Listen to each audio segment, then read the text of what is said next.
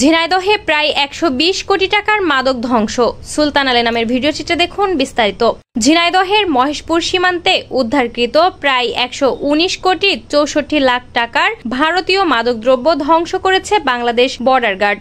আজ ২২ মে বৃহস্পতিবার সকাল ১১টায় মহেশপুর ৫৮ বিজিবি সদর দপ্তরে আনুষ্ঠানিকভাবে এসব মাদক পুড়িয়ে ধ্বংস করা হয়। অনুষ্ঠানে প্রধান অতিথি হিসেবে উপস্থিত ছিলেন বিজিবির regional commander brigadier general Humayun কবির।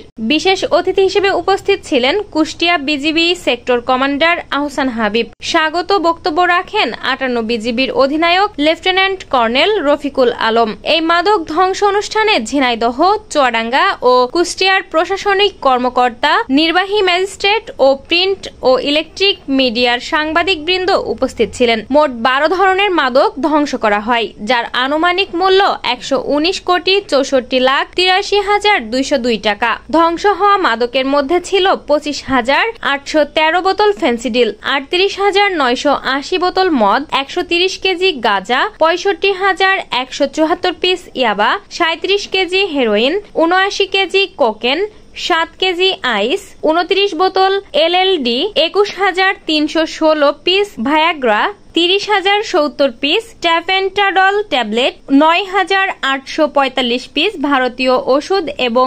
৯,৯৬০ পিস বাংলাদেশি ওষুধ। লেফটেন্যান্ট কর্নেল রফিকুল আলম জানান, ২০২৪ সালের ফেব্রুয়ারি থেকে ২০২৫ সালের এপ্রিল পর্যন্ত গত ১৫ মাসে মহেশপুর ও জীবননগর সীমান্ত থেকে এসব মাদক উদ্ধার করা হয়। Shammi Akter, BJTV news, Jhenaidah.